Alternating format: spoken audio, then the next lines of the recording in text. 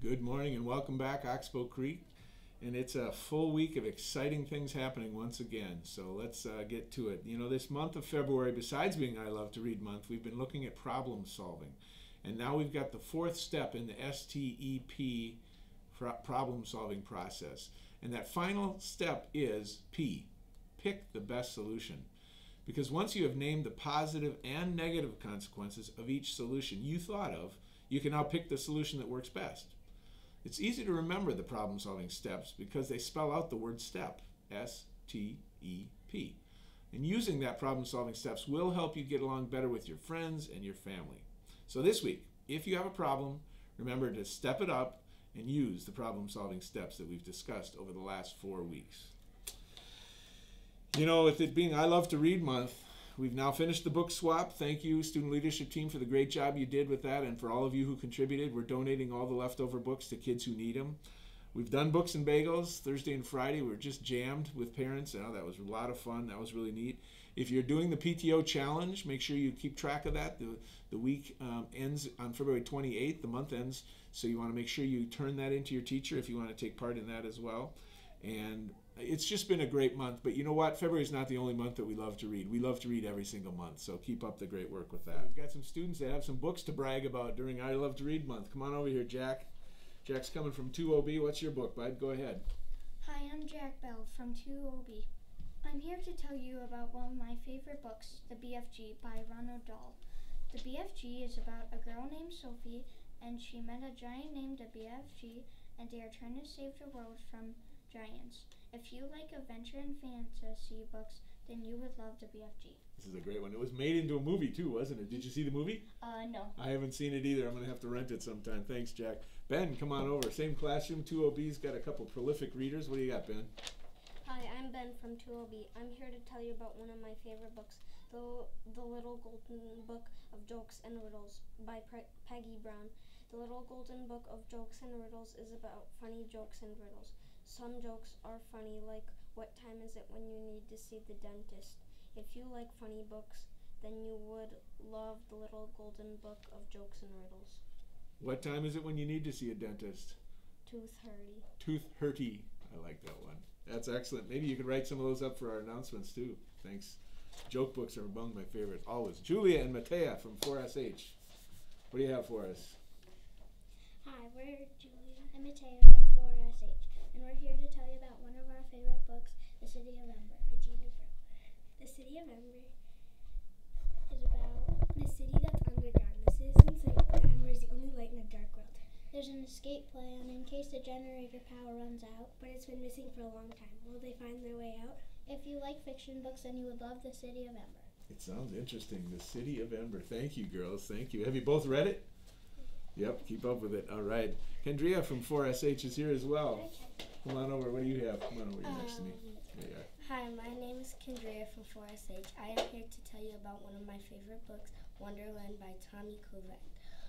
Wonderland is about a girl finding new friends. This book is almost like Alice in Wonderland, but the queen has a really bad attitude when she sees the Queen of Spades. If you like adventure books, then you would love Wonderland. I haven't heard about that one. That sounds awesome. Thank you for sharing that with us. Have a great day. Well, you've got another 4 books that you got to think about reading. Those are awesome. And it's time for our Kids of Character for this week. We have a kindergartner, Julianne, come on over here, in KRO, Miss Ross's class.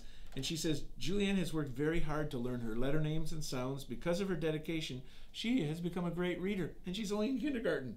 She loves learning, and it shows. We are lucky to have Julianne in our classroom. Keep up the great work, okay? That's for you. Fantastic. Cash is one of our 3rd graders. Cash is a student who always is looking for ways he can grow and improve.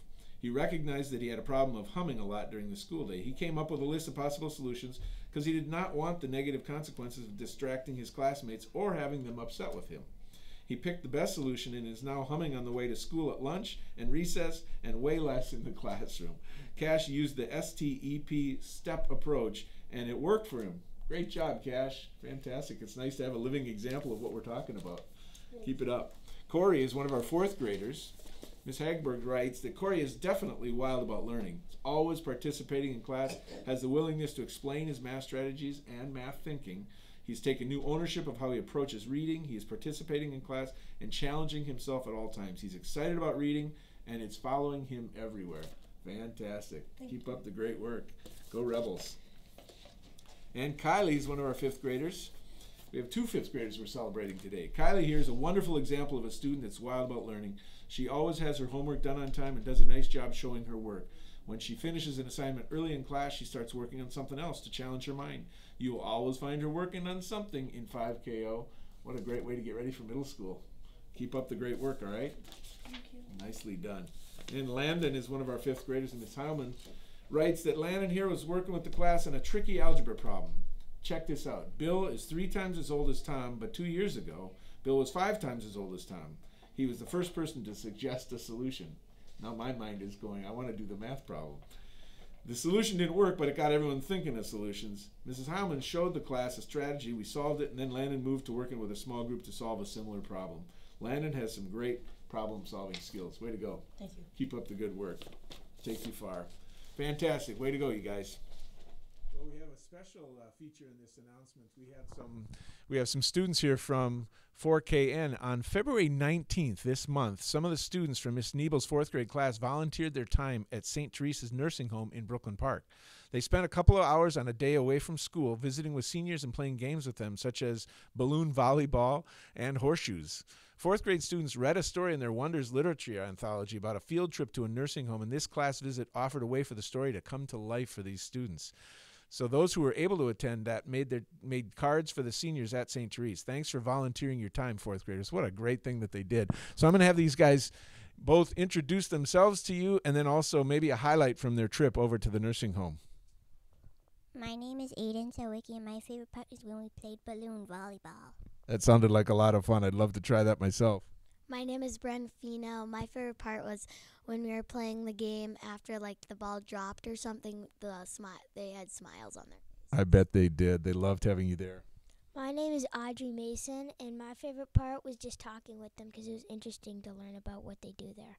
That's fantastic. Old people have so many good stories, and they just need someone to listen, don't they? My name is Isabella Trafton, and one of my favorite parts was hearing about the old peoples when they were younger and what they did. When could they remember being 4th graders? That's a long ways to go. A couple of them could. Yeah, thank you. My name is Kendall Schmitz, and my favorite part was when, even if they lost the game, that they just had smiles on their faces. It didn't really matter, did it? It was that you were there with them. Thanks. Hi, my name is Paige Hingabutt, and my favorite part was playing noodle ball. Noodle ball, I love it. Hi, I'm Caroline Martin. My favorite part was just making them smile. Which I'm sure there were many, many smiles that day. Hi, I'm Karen Newlander. My favorite part was when we played the games.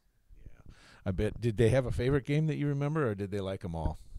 I bet they did. My name's Ava Nosko, and I like to play all the games. I would enjoy that too. I am so proud of you guys for doing something like that.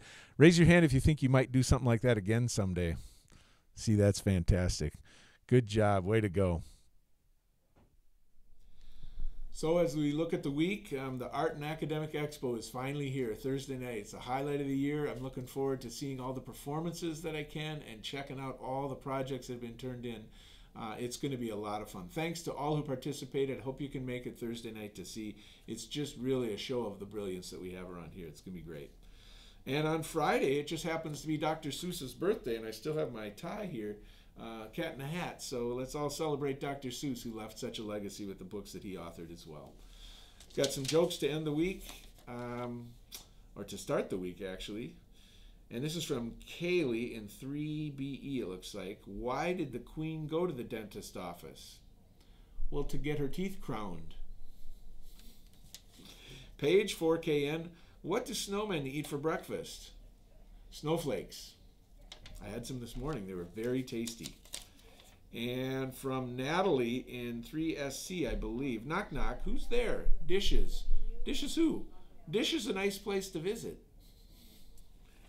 And Zach from 1PE, who writes almost every week, and he's going to be a comedian when he grows up, I'm sure of it, writes, when is it bad luck to see a black cat? When you're a mouse. Ain't that the truth? Those are the announcements. Everybody have a great week. We'll see you back here next Monday.